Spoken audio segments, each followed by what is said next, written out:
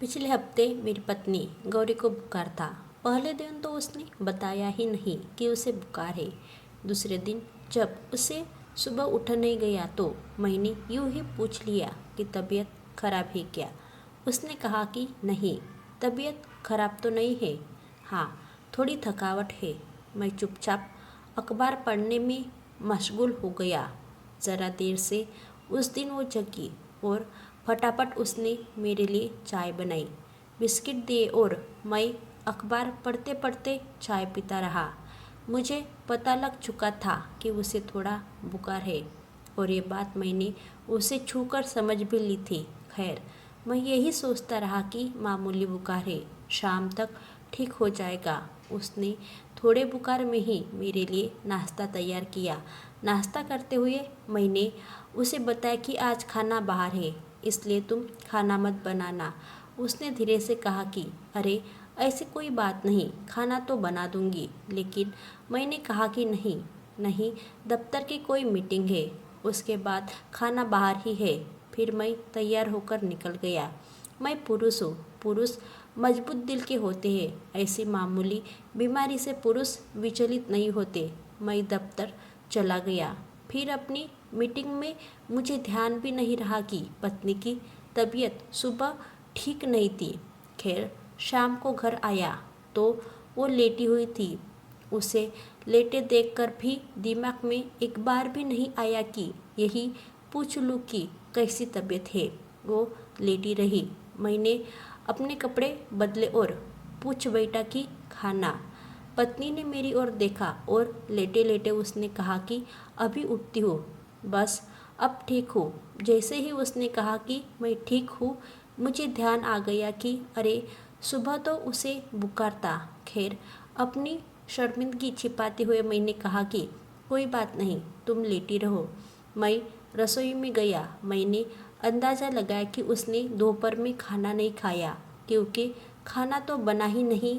मैंने फ्रिज से कुछ कुछ निकाला, उसके लिए ब्रेड जैम दिया और अपने पति धर्म को निभाते हुए खुद पर गर्व करते हुए उसके आगे खाने की प्लेट कर दी। पति ने ब्रेड का एक टुकड़ा उठाया, मुझे आंखों से धन्यवाद कहा और मन से कहा कि पति हो तो ऐसा हो, इतनी केयर करने वाला। मैंने एक दो बार यूं ही पूछ लिया कि तुम कैसी हो, कोई दवा दूँ क्या, और अपने कंप्यूटर आदि को देखता हुआ सो गया। पत्नी अगली सुबह जल्दी उठ गई। मुझे लगा कि वो ठीक हो गई है और मैंने फिर उसके बुखार पर चर्चा नहीं की। मैंने मान लिया कि वो ठीक हो गई है। कल मुझे सर्दी हो गई थी, 2-3 बार छींक आ गई थी। घर गया तो पत्नी ने कहा कि तुम्हारी तो तबीयत ठीक नहीं है। उसने सिर पर हाथ रखा और कहा कि बुखार तो नहीं है, लेकिन गला खराब लग रहा है। ऐसा करो, तुम लेट जाओ, मैं सरसों का तेल गरम करके छाती में लगा देती हूँ। मैंने एक दो बार कहा कि नहीं नहीं, ऐसी कोई बात नहीं, लेकिन पति ने मुझे कमरे में भेज ही दिया। मैं बिस्तर पर लेटा ही था कि मेरे लिए शानदार काढ़ा बनकर आ गया। अब मेरा गला खराब था तो काढ़ा बनना ही था।